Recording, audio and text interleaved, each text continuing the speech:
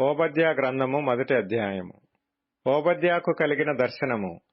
ఎదోమును గురించి ప్రభువగు యెహోవా సెలవిచ్చున్నది. యెహోవా యొద్ద నుండి వచ్చిన సమాచారము మాకు వినబడెను.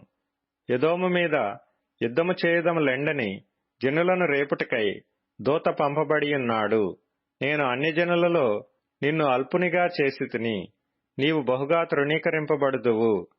అత్యున్నతమైన పర్వతముల మీద ఆసీనుడివై ఉండి కొండ సందులలో నివసించువాడా, నన్ను క్రిందికి పడద్రోయగలవాడెవడని అనుకొనువాడా, నీ హృదయపు గర్వము చేత నీవు మోసపోతివి. పక్షిరాజు గూడంత ఎత్తున నివాసము చేసుకొని నక్షత్రములలో నీవు దాని కట్టినను అచ్చట నుండియు నేను నిన్ను క్రింద పడవేతును. ఇదే యెహోవా వాక్కు. చోరులే గాని రాత్రి కన్నము వేయువారే గాని నీ మీదికి వచ్చిన ఎడల తమకు కావలసినంత మట్టుకు దోచుకొందురు గదా. ద్రాక్ష పండ్లను ఏరువారు నీ యొద్దకు వచ్చిన ఎడల పరిగే ఏరుకొను వారికి కొంత యుండనిత్తురు గదా. నిన్ను చూడగా నీవు బొత్తిగా చెడిపోయి ఉన్నావు. ఏశావు సంతతి వారి సొమ్ము సోదా చూడబడును.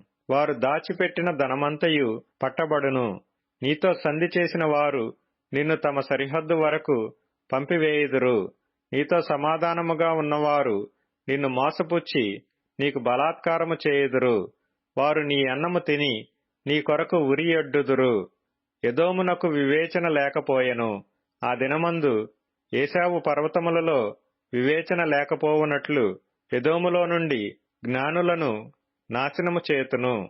ఇదే యెహోవా వాక్కు. తేమాను నీ బలాఢ్యులు విస్మయమొందుదురు. అందువలన ఏశావు యొక్క పర్వత నివాసులందరూ హతులై నిర్మూలమగుదురు.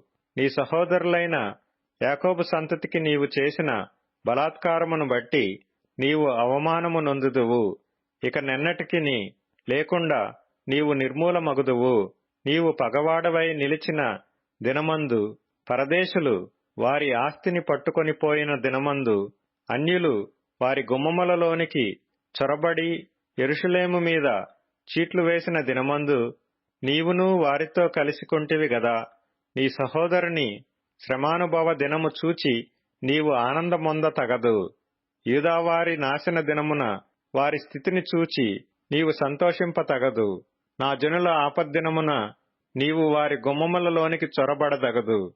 వారి ఆపద్దినమున నీవు సంతోషపడుచు వారి బాధను చూడతగదు. వారి ఆపద్దినమున నీవు వారి ఆస్తిని పట్టుకొనతగదు. వారిలో తప్పించుకొనిన వారిని సంహరించుటకు అడ్డత్రోవలలో నీవు నిలువతగదు. శ్రమ దినమందు అతనికి శేషించిన వారిని శత్రువుల చేతికి అప్పగింపతగదు. యెహోవా దినము అన్యజనులందరి మీదికి వచ్చుచున్నది. అప్పుడు నీవు చేసినట్టే నీకునూ చేయబడును. నీవు చేసినదే నీ నెత్తి మీదికి వచ్చును.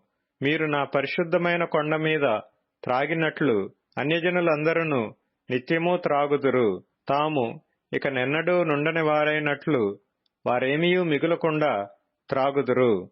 అయితే సీయోను కొండ ప్రతిష్ఠితమగును. తప్పించుకొనిన వారు దానిమీద నివసింతురు. యాకోబు సంతతి వారు తమ స్వాస్థ్యములను స్వతంత్రించుకొందురు. మరియు యాకోబు సంతతి వారు అగ్నియు, యోసేపు సంతతి వారు మంటయు అగుదురు. ఏశావు సంతతి వారు వారికి కొయ్యకాలుగా ఉందురు. ఏశావు సంతతి వారిలో ఎవడనూ తప్పించుకొనకుండా యోసేపు సంతతి వారు వారిలో మండి వారిని కాల్చుదురు. యెహోవా మాట ఇచ్చి ఉన్నాడు. దక్షిణ దిక్కున నివసించువారు ఏశావు యొక్క పర్వతమును స్వతంత్రించుకొందురు. మైదానమందుండు వారు ఫిలిష్తీయుల దేశమును స్వతంత్రించుకొందురు. మరియు ఎఫ్రాయిమీల భూములను, షోమ్రోనునకు చేరిన పొలమును వారు స్వతంత్రించుకొందురు. బెన్యామీనీయులు గిలాదు దేశమును స్వతంత్రించుకొందురు. మరియు ఇశ్రాయేలీల దండు అనగా వారిలో చెరబట్టబడిన వారు సారెపతు వరకు కనానీయుల దేశమును స్వతంత్రించుకొందురు. యెరూషలేము వారిలో చెరపట్టబడి సెఫారాదునకు పోయిన వారు దక్షిణ దేశపు పట్టణములను స్వతంత్రించుకొందురు. మరియు ఏశావు యొక్క కొండకు తీర్పు తీర్చుటకై సీయోను కొండ మీద రక్షకులు పుట్టుదురు. అప్పుడు రాజ్యము యెహోవాది యగును.